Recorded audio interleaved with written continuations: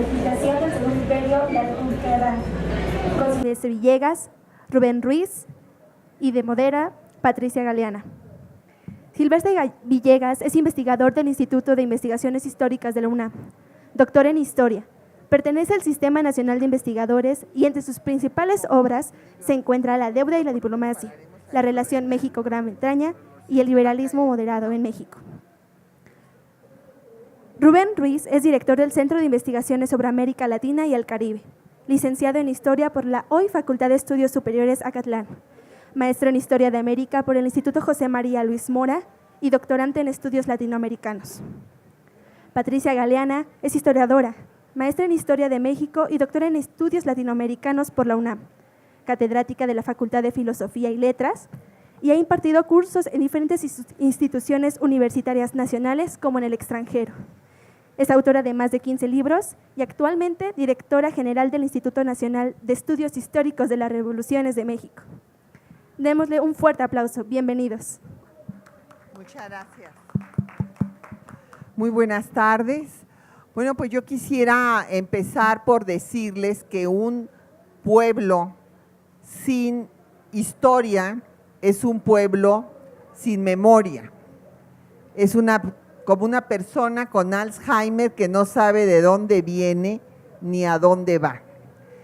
Y el tema que nos ocupa en esta presentación es el 150 aniversario del triunfo de la República. Hace 150 años que en el 15 de julio se recuperó la ciudad capital por el gobierno republicano que encabezaba Benito Juárez. Entonces vamos a presentar dos obras, una que se refiere al proyecto imperial, que es la legislación del Segundo Imperio, y otra que se refiere a este periodo en que la República estuvo errante por el norte del país, llegando hasta lo que hoy se llama Ciudad Juárez y que entonces era el Paso del Norte. Fue sin duda lo que podemos considerar el tiempo eje de México cuando se definió cómo iba a ser el Estado mexicano, si una monarquía o una república, porque esta disyuntiva, esta dicotomía había existido desde la lucha insurgente y la idea de que la monarquía era la que le daría estabilidad al país, cobraba fuerza en cada crisis de la República. Finalmente, cuando viene una guerra civil entre el proyecto liberal, que busca establecer un Estado laico, y el proyecto conservador, que busca que permanezca el Estado confesional que había subsistido durante medio siglo de vida independiente, en donde había intolerancia religiosa y donde los privilegios del clero y del ejército hacían que los gobiernos tuvieran que estar dirimiendo conflictos, inclusive armados, que a veces patrocinaba la propia jerarquía eclesiástica. Había una unión entre ejército y clero, y cada vez que había un intento de reforma, de acabar con las supervivencias novohispanas, pues en ese momento surgían los movimientos al grito de religión y fueros. Hasta que finalmente en esa guerra civil se trae a la intervención francesa para establecer a un imperio, el imperio de Maximiliano, y lo que fue una contradicción terrible desde su origen es que los conservadores se pusieron en manos de un monarca europeo de ideas liberales como era Napoleón III, que designó como emperador de México a otro liberal como era Maximiliano.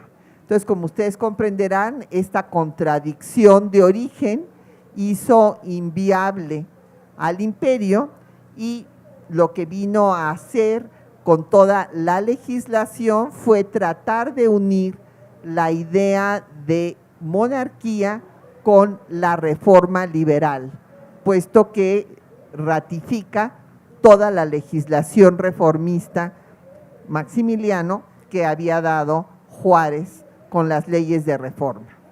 Entonces vamos a escuchar primero, pues, ¿qué pasó con esta legislación reformista? ¿Cuáles fueron las leyes más importantes que dio Maximiliano, que tuvieron poca posibilidad de ponerse en vigor, pero que vinieron a ratificar la posición del proyecto liberal de nación, que es el que finalmente va a prevalecer?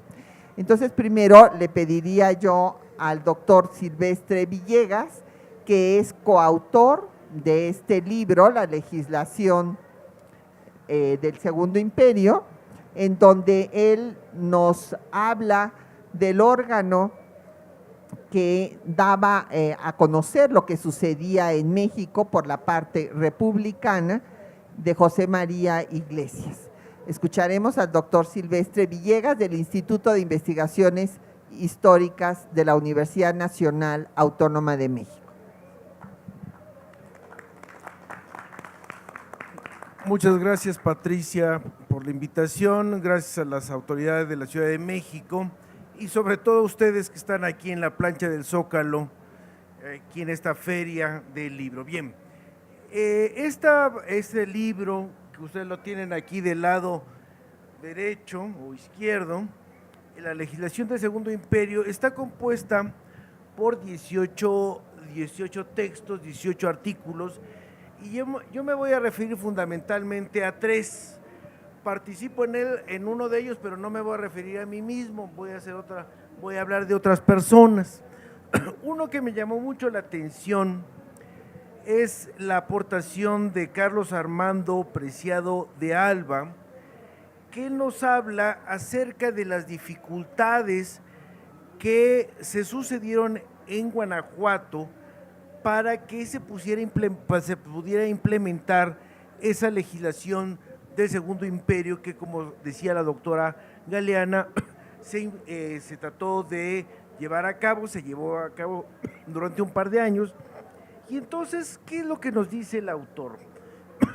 Bueno, lo más interesante es que, como ustedes deben saber, México ha pasado por ser una república federal, luego fue centralista, luego volvió a ser federal, luego brevemente fue centralista, luego con la Constitución de 57 vuelve a ser federal. Y entonces lo que nos dice Preciado de Alba es que al ciudadano común y corriente, al de la calle, pues cuando el Estado libre y soberano de Guanajuato se convirtió en departamento de Guanajuato, pues realmente pues no le pasó mayor cosa. Es decir, era un vaivén más en una época entre que los comandantes generales, los gobernadores, etcétera, etcétera, cambiaban prácticamente año con año. Pero hay cosas que vale la pena señalar y que plantea el autor.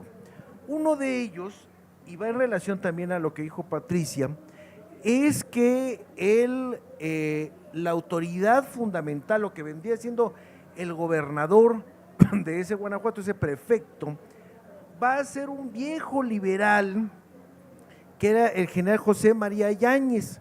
Ese general José María Yáñez, entre otras cosas, tuvo la suerte y el honor de combatir a una serie de piratas, de filibusteros, como se decía en el siglo XIX, que venían de lo que hoy es Arizona y California y se intentaron apoderar de Sonora.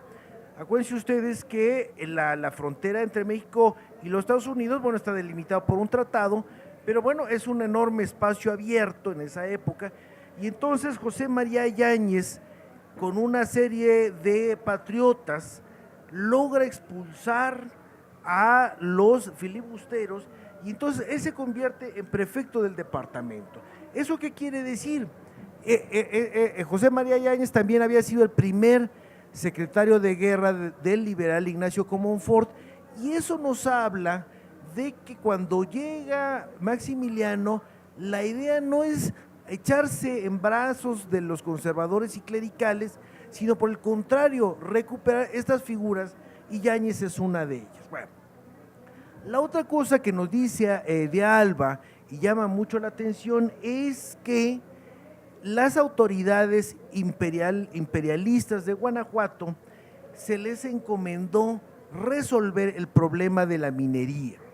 Si ustedes se acuerdan, Guanajuato fue, junto con las minas de Tasco y algunas otras que estaban en lo que hoy es el estado de Hidalgo, las grandes vetas donde se sacó la mayor parte de la plata que de la Nueva España fue a dar a España, y de España ahora sí la utilizaron de una manera muy libérrima y fue a dar a Inglaterra y a Holanda, ¿no? Y entonces, ¿qué pasa con la minería? Bueno, la minería en 1864-65, y nos lo dice de Alba, tiene problemas económicos y tiene problemas científicos. ¿Económicos en qué sentido? Que buena parte de esas minas que están, ¿cómo se llama? Que dijéramos que el tiro de la mina está inundado. Aquí la cuestión es cómo sacar toda esa agua de esas minas inundadas y echarlas a trabajar e importar la maquinaria que en 1864 era la más moderna, y obviamente estaba en Alemania, estaba en Inglaterra, etcétera, etcétera. Entonces, aquí tenemos una cuestión, es que cómo esos capitalistas mineros de Guanajuato pueden obtener una serie de créditos para echar a andar esas minas. Bien. Otra preocupación de esas autoridades es, por ejemplo, la educación. Ya hemos dicho ahorita que uno de los grandes problemas de este país es precisamente que la educación debe llegar a todas partes, debe tener una serie de materias que son verdaderamente fundamentales, como es el caso de la historia. Y entonces de Alba nos plantea cómo las autoridades imperiales transitaron de hacer un diagnóstico de cuáles eran las escuelas elementales, cuáles eran las escuelas que estaban en los pueblos de indios más alejados, cómo estaba el colegio de minas, que posteriormente se va a convertir en la Universidad de Guanajuato, etcétera. Y entonces el gran problema que enfrentó Juárez, que enfrentó Maximiliano, que enfrentó Comonfort, y que se va a resolver ya hacia el último cuarto del siglo XIX, es aumentar y crear toda una red de escuelas. Entonces eso nos los plantea ¿cómo se llama? De Alba. Y otras cosas que llaman la atención, que para pasar a otros temas. Uno es cómo las autoridades imperialistas en Guanajuato van a prohibir las fiestas religiosas con alto contenido indígena. Si ustedes, todos los que estamos ahorita, que estamos aquí enfrente de la catedral, si nosotros viéramos una ceremonia religiosa donde la avanzada de la peregrinación, yo lo he visto en la Basílica de Guadalupe, está una serie de bailarines que pueden ser chinelos, que pueden ser, por ejemplo, si vienen de Zacatecas, si se me va su nombre, pero que es el diablo, están disfrazados de diablos y de monstruos. Ese tipo de religiosidad popular les chocaba mucho a los europeos, y entonces hay una serie de ordenanzas, y aquí nos los plantea, de cómo se prohíbe ese tipo de concesiones, o si no quieren llamarle concesiones, de formas de tolerancia que la Iglesia Católica en México y en América Latina había dado para ciertas expresiones del culto popular. Entonces se dice que no haya ese contenido indígena. Se van a prohibir los juegos de azar, o sea, todo lo que son las apuestas, porque dicen, bueno, si el pueblo mexicano está pobre, pues va a estar más pobre si tira lo poco que tiene en juegos, en fiestas, etcétera, etcétera. Y también plantean en estas ordenanzas que se dan en el estado de Guanajuato, cómo se plantea moderar el culto religioso externo, y porque este culto externo fomenta el fanatismo y el terror entre los fieles, ¿no? Acuérdense ustedes cuál es el culto externo religioso. Bueno, si ustedes viven cerca de una iglesia patronal, pues el día que es la fiesta del patrono, pues va a salir la procesión cargando las imágenes de la parroquia determinada. Entonces, ese tipo de culto es un culto que no solamente está presente en esto que estamos viendo en Guanajuato, sino que es también resultado de las leyes de reforma que vienen de tiempo atrás. Entonces, aquí vemos esta conexión entre un proyecto y otro proyecto. Por eso es que la discusión se da, que no es tanto entre liberales y conservadores, sino entre republicanos y monarquistas, porque hubo liberales y conservadores en los dos bandos. Entonces, esa es una parte que yo quiero comentarles. Otra que me llama mucho la atención es el trabajo que hizo Jaime Salazar Adame en relación a la composición del estado de Guerrero.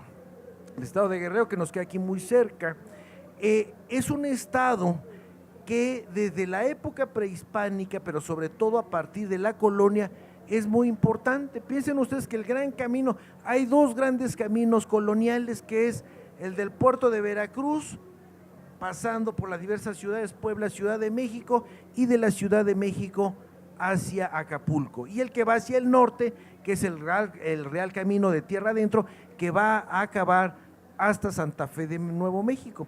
Entonces, lo que hace Salazar Adame es muy interesante, es explicarnos cómo la construcción del estado de Guerrero es una construcción donde están metidos los hombres fuertes de la región, y son nombres que ustedes conocen. Obviamente, tiempo atrás, Iturbide, Vicente Guerrero, posteriormente va a estar Nicolás Bravo, Juan Álvarez, Florencio Villarreal, y una serie de personajes que van a estar tratando de que cada quien controle las diversas zonas de lo que hoy es el estado actual de Guerrero, o sea, Costa Chica, Costa Grande, la montaña, la zona pegada a Taxco, y una zona muy conflictiva, porque es muy rica, que es lo que hoy conocemos como el estado de Morelos, con su cabecera en Cuernavaca. Esa, lo que hoy conocemos como Morelos y cabecera en Cuernavaca, con su otra población de Cuautla, esa zona muy al norte nunca quiso pertenecer a Guerrero. Siempre los intereses de los hacendados españoles querían que se acercara más hacia el manejo del antiguo enorme Estado de México. Acuérdense ustedes que el Estado de México en aquella época iba desde el Golfo hasta el Pacífico, y que se van a formar del Estado de México el Estado de Hidalgo, el Estado de Morelos, el Estado y partes dijimos una parte del Estado de Guerrero, y también le van a mochar Veracruz otra etapa. Entonces, eso es muy importante porque nos lleva finalmente al último tema que yo quisiera tratar de este libro, que es el trabajo de Zulema Trejo, que nos habla de otra entidad, que es Sonora. Zulema Trejo habla de cómo fue percibida la llegada de esas autoridades imperiales, y aquí vemos una cosa muy distinta. Así como en el estado de Guerrero tenemos a estos hombres fuertes que están en Tlapa, que están en Chilpancingo, que están en Acapulco, que pueden estar en Ayutla o que pueden estar en Coyuca de Catalán. En el caso de Sonora es muy interesante porque primero la división del imperio divide toda la república, hace polvo a los estados federales de la Constitución de 57 y plantea una división de alrededor de 50 prefecturas, y entonces la llamada La Sonora se va a dividir en la prefectura de Álamos, la prefectura de Sonora y la prefectura de Arizona. Arizona es obviamente la parte que corresponde al brazo, acuérdense ustedes, de esa axila que tiene la república y que da con el Arizona de los Estados Unidos. Entonces, es interesante ver eso, y nos plantea Zulema varias cosas que llaman la atención. Primero es algunos rasgos específicos de Sonora. Por ejemplo, le dicen al prefecto: usted debe mantener una estricta neutralidad respecto a lo que pasa en los Estados Unidos.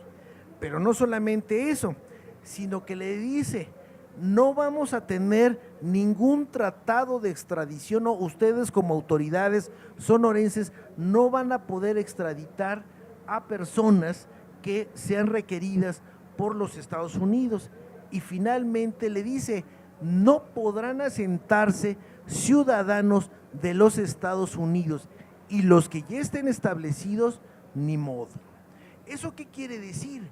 Que para el año del imperio, para el año que se está llevando a cabo esta guerra entre republicanos e imperialistas, la circunstancia de Guerrero o la circunstancia de Sonora tienen unas características muy particulares, y sin duda alguna, como se ha tratado por los especialistas en el tema, lo que no quería ni el emperador Iturbide, ni el emperador Maximiliano, ni Napoleón III era tener un problema con los Estados Unidos.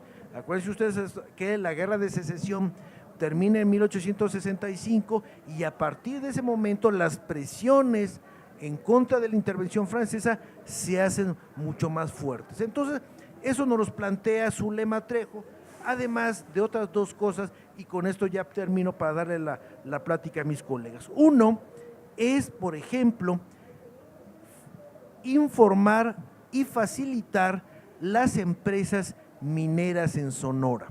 Recuerden ustedes que en Francia, como en los Estados Unidos, hasta en tiempos de la posrevolución, Sonora va a tener primero una gran fama y luego una gran industria minera, ¿no?, que no solamente está en Sonora, bien la vamos a ver, por ejemplo, en Baja California Sur. Entonces le piden a las autoridades imperiales que busquen ese tipo de fomentar esa industria minera.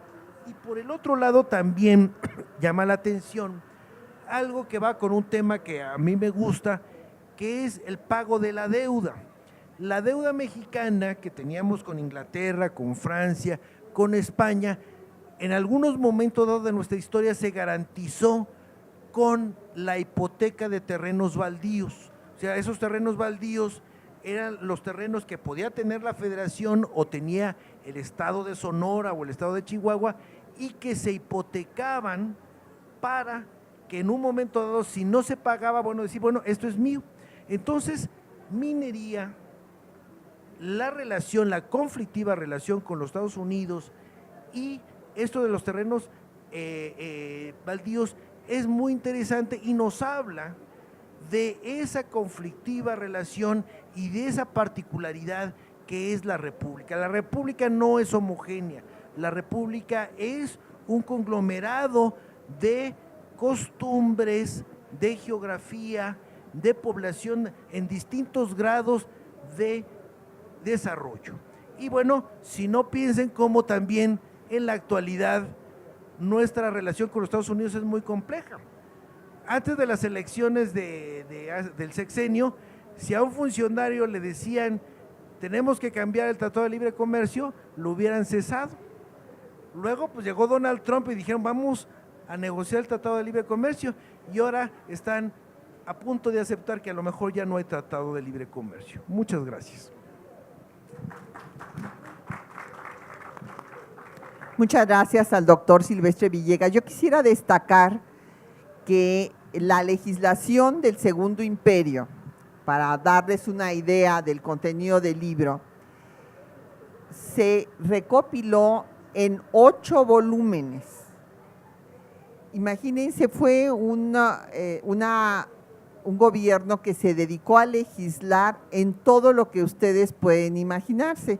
De lo que habló el doctor Silvestre Villegas es de cómo se aplicó esta normatividad del Segundo Imperio en algunos estados de la República, que eso también lo trata la obra. Pero ahí pueden ustedes ver que hay leyes en materia, desde luego, de organización territorial. Se convierten a los estados de la República en 50 departamentos, de acuerdo a una idea, una propuesta de Manuel Orozco Iberra, y había además leyes hacendarias.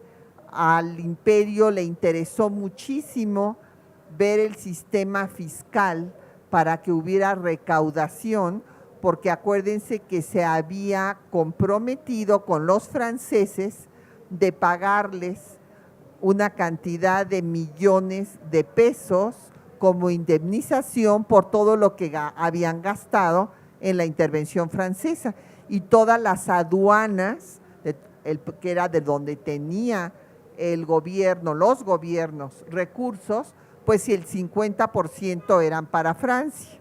Entonces dio leyes fiscales, dio leyes de educación para establecer la educación gratuita y obligatoria, cosa que ya había planteado también la República, y después, como ya dio el doctor Silvestre Villegas, van diferentes colegas a hablarnos de cómo se manejó la administración imperial en los diferentes estados de la República. Pero vamos a ver que en este momento tan difícil de la historia de México hay dos gobiernos. El país está dividido.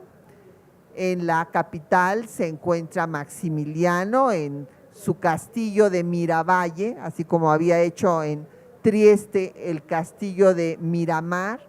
Aquí lo llamó de Miravalle, en el castillo de Chapultepec, y a todo lo largo y ancho del país se daba una batalla campal de resistencia del gobierno republicano.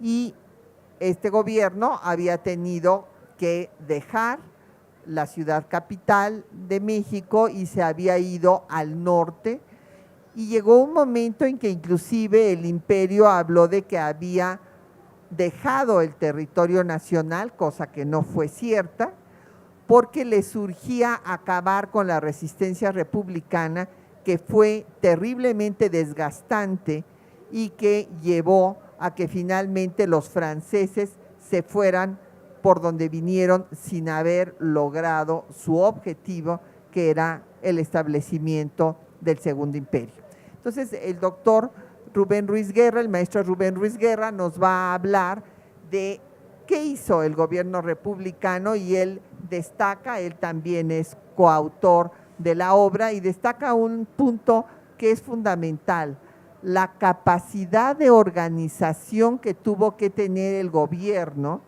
itinerante para poder dar esa batalla que finalmente logró el triunfo. Y como Juárez lo manifestó al dejar la Ciudad de México e irse a San Luis Potosí, iba a ponerse a los franceses, se le iba a enfrentar como ejército todo el pueblo de México, y como campo de batalla todo el territorio nacional. Y puso varios ejemplos: no por tomar la capital, cuando la tomaron los franceses en España, tomaron Madrid, y no por eso se quedaron con el dominio de España. Cuando llegaron también los franceses a tomar Moscú, pues los rusos siguieron resistiendo hasta que lograron recuperar la independencia de su país, que es lo que va a hacer aquí el gobierno republicano juarista. Escuchemos al maestro Rubén Ruiz Guerra. Buenas tardes, muchísimas gracias, doctora. Muchísimas gracias a todas y todos ustedes por estar aquí. Es una tarde así un poco fresca, estamos tratando de protegernos del viento, pero es un momento para sentarnos a reflexionar sobre cosas verdaderamente importantes y sobre cosas que nos tocan en nuestra vida cotidiana. Justamente esta colección de publicaciones que ha generado el Instituto Nacional de Estudios Históricos de las Revoluciones de México es una colección que nos permite recordar, que nos permite mirar con nuevos ojos un momento fundamental en la vida de este país, fundamental, tan fundamental que los mismos contemporáneos, la misma gente que vivió ese proceso, se refirió al triunfo de la República como el alcanzar la segunda independencia nacional. Y yo me atrevería a decir que más que una segunda independencia nacional es la verdadera independencia nacional, porque marca el inicio de la vigencia de una serie de valores y de una serie de instituciones que se habían venido construyendo cuando menos desde 1857, cuando se publicó, cuando se promulgó la Constitución de ese año. ¿Y por qué esto es importante? Nosotros, si recordamos nuestras clases de historia en la primaria, nos recordaremos que nos dicen que es una etapa complicada, que hay levantamientos por aquí, por allá, que hay presidentes efímeros de unos cuantos días, que prácticamente no hubo ningún presidente que terminara su periodo de gobierno constitucional. Recordamos eso, ¿verdad? Bueno, era un momento de una gran inestabilidad, gran incertidumbre política y sobre todo, tal como lo dijo el doctor Villegas, fueron momentos en los cuales no había todavía una decisión cabal, una decisión plena, primero, de cuáles eran las instituciones que iban a regir la vida pública de este país. Pero más importante para nosotros, más importante para la ciudadanía mexicana, era la incertidumbre todavía en la definición de cuáles eran los valores que habrían de regir la convivencia en nuestro país y que habrían de normar, que habrían de guiar la acción de las instituciones públicas. Eso solo se va a dar, se va a alcanzar primero con la Constitución de 1857 y después con el triunfo de esta Constitución y de las instituciones republicanas que son las que se establecen ahí. Y para cerrar este primer momento de la plática que estamos teniendo, quisiera yo recordar los mismos constituyentes, los mismos políticos que que redactaron la Constitución de 1857, señalaron con toda claridad algo que debe seguir teniendo una vigencia vital para nosotros hoy en día. Las instituciones públicas no tienen otro sentido, no tienen otra razón de ser que la de proteger a la ciudadanía, a los ciudadanos, a las ciudadanas y a los ciudadanos, de proteger todos los derechos que estos ciudadanos deben tener simplemente por ser parte de este conjunto, de este maravilloso país que es nuestro México. Y eso fue lo que defendieron los constitucionalistas, eso fue lo que defendieron los liberales a lo largo de ese periodo largo que también de repente se nos hace un poco complicado, que tiene dos etapas. Por una parte, la Guerra de Reforma, que va casi inmediatamente después de la promulgación de la Constitución hasta 1861, y después lo que conocemos como la intervención francesa y el imperio, 1862 a 1867. Sí, oyeron bien, 1867. Estamos cumpliendo 150 años de que se establecieron las instituciones más importantes de este país, de que se establecieron los valores que deben regir la vida de este país. Tenemos derechos políticos. Antes de la Constitución de 1857 había mexicanos que no tenían derechos políticos. Tenemos una serie de derechos que nos permiten educarnos, que nos permiten ejercer las capacidades de nuestro intelecto, que nos permiten expresar ideas, que nos permiten cuestionar lo que vemos, que nos permiten tener o no tener una creencia en una divinidad, y si creemos en una divinidad, escoger la forma en que la vamos a adorar. En fin, una serie de derechos que son fundamentales y que ahora nosotros apreciamos. Esa lucha justamente es lo que nos dio, lo que hizo prevalecer esos derechos, esos principios, y por eso es importante que lo recordemos. Me parece que esto es algo que tenemos que tener en mente. Bueno, segundo momento.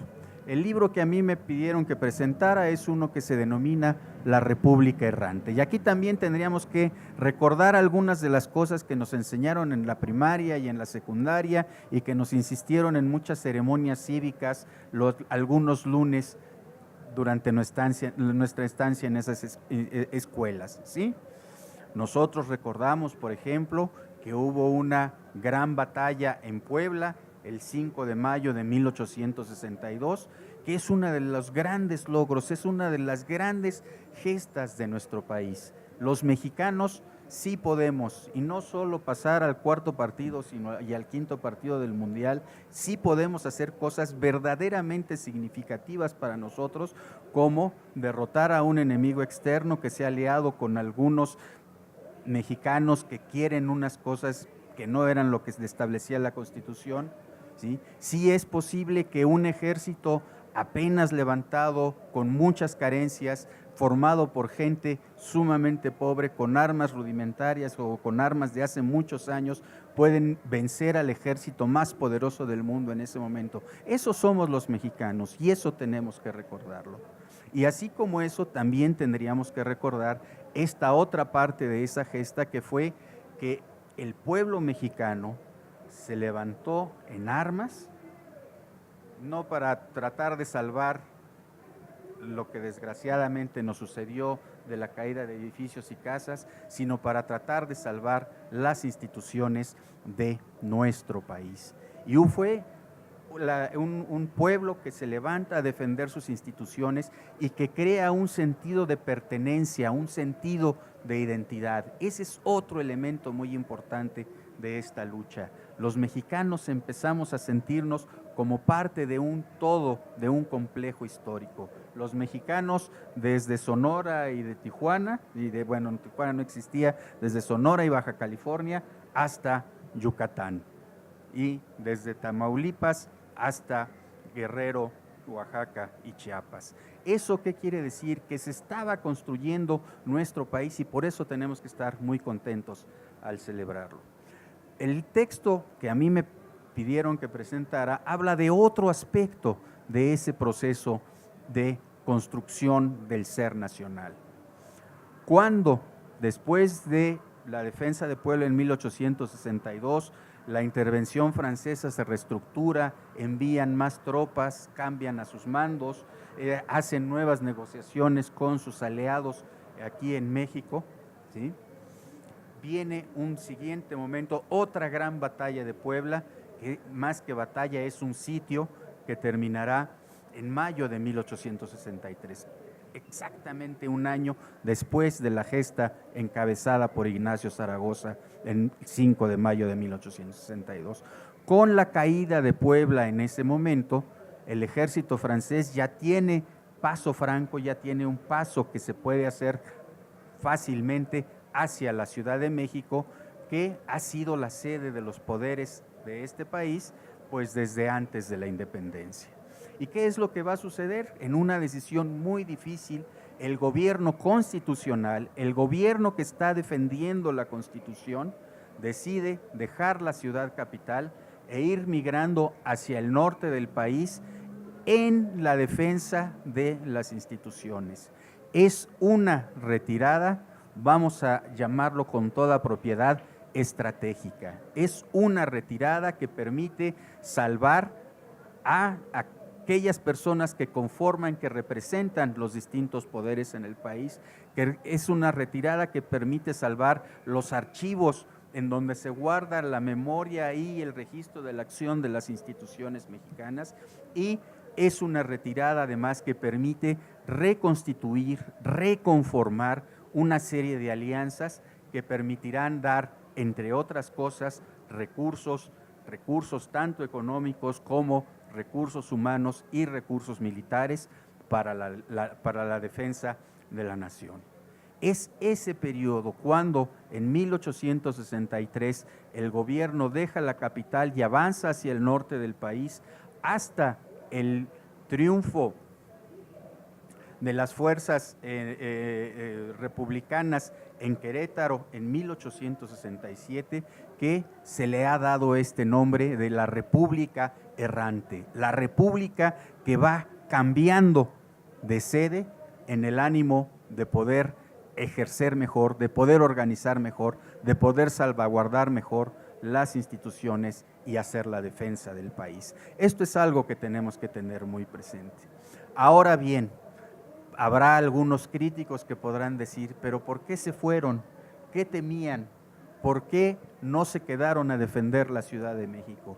Justamente porque la lucha en términos militares era muy desigual en 1863 y entonces se tenía que construir algo nuevo. Y no fue fácil la decisión, y no fue fácil el proceso de ir avanzando hacia el norte del país. Nosotros tendríamos que recordar que ya cuando salimos del Valle de México y vamos avanzando hacia el norte, entramos en un territorio que cada vez se va haciendo más seco. Si cualquiera de ustedes que haya viajado a Pachuca o a Querétaro, lo habrá visto desde la ventana de su automóvil o del autobús, van viendo cómo la tierra se va poniendo más seca, la vegetación se va haciendo menos abundante y sobre todo se va haciendo con hojas más pequeñas, porque eso le permite a las plantas conservar la poca agua que hay. Eso mismo afectaba por una parte a los que vivían en el norte, pero afectó a esta gente que iba migrando hacia el norte en defensa del país. Para que nos demos una idea de lo difícil, de lo costoso en términos personales, de esa errancia de la República y del esfuerzo que tuvieron que hacer los ciudadanos que la hicieron, los verdaderos héroes que la hicieron, voy a retomar un texto que Arturo Aguilar cita en su artículo sobre la cotidianidad de la República Errante. Es un texto que escribió Guillermo Prieto, que era parte de ese núcleo que está migrando, que tiene un papel muy importante en ese sentido y que después se convertiría en uno de los escritores más importantes, el poeta del hogar, llegaron a denominarlo hacia finales del siglo. Escuchen lo que dice Guillermo Prieto. Nuestras marchas eran penosas sobre toda ponderación. El hambre, la sed rabiosa, el cansancio invencible concurrían a atormentarnos. Al divisar las blancas paredes de la hacienda, la comitiva corrió en pos del agua que sonaba como música del cielo en un vecino arroyo tras de las tapias de la hacienda. El asalto fue a la huerta, o sea que además de sed, tenían hambre. El asalto fue a la huerta, donde muy dilatados emparrados brindaban solaz y descanso, así como los colgantes racimos de uvas produjeron disenterías y enfermedades que agravaron en mucho nuestra situación. La situación era tan desesperada que no se cuidaron, no se fijaron de que lo que estaban ingiriendo les iba a causar un daño estomacal muy, muy fuerte. La hornada fue fatigosa en extremo, reverberaba el sol en la hierba amarilla y a veces nos parecía que el polvo se levantaba como llama. Jinetes iban tendidos casi sobre los cuellos de los caballos, estos solían pararse y rascar como buscando humedad en la tierra. No fue un proceso fácil, no fue una salida fácil a una situación desesperada.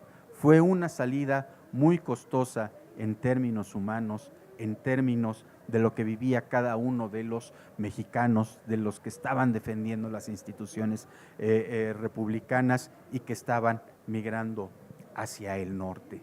Y eso que ellos estaban viviendo en lo personal también afectaba a sus familias. Nosotros podríamos recordar, por ejemplo, que en un momento determinado, don Benito tuvo que enviar a su familia que migrara a Nueva York para protegerse de cualquier tipo de eventualidad que pudiera hacerles daño.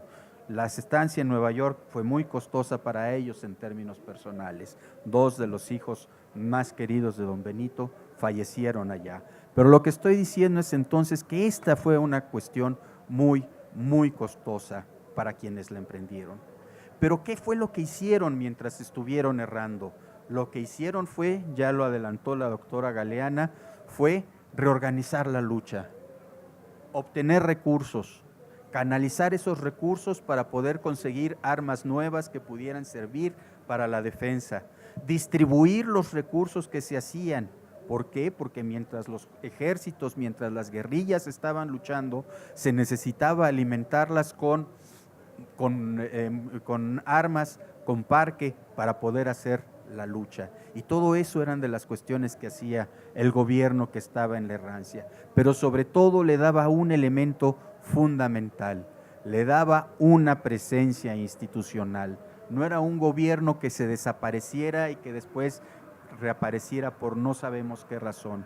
Era un gobierno que tenía una presencia, que tenía un reconocimiento en ciertos ámbitos internacionales, lo cual le dio la posibilidad de iniciar el proceso de reconstrucción de esa república de esa república que triunfaría eventualmente en 1857. Esta es en buena medida la historia que se nos está contando en este libro.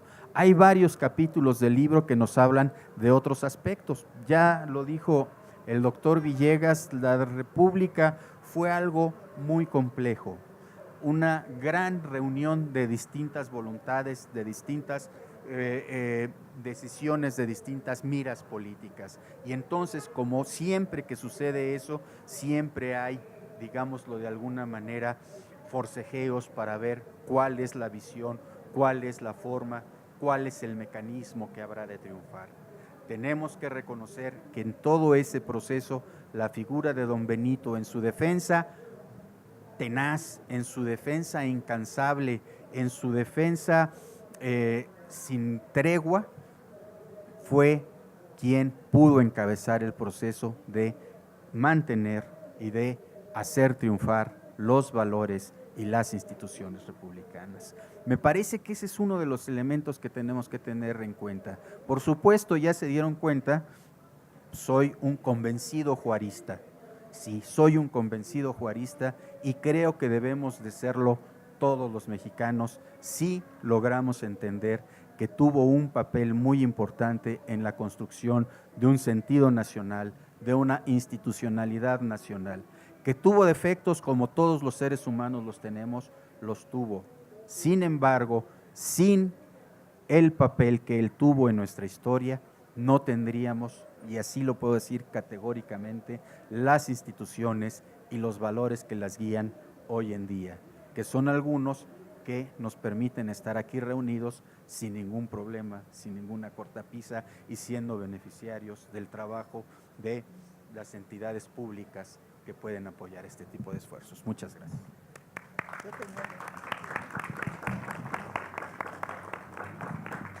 Muchas gracias al maestro Rubén Ruiz Guerra.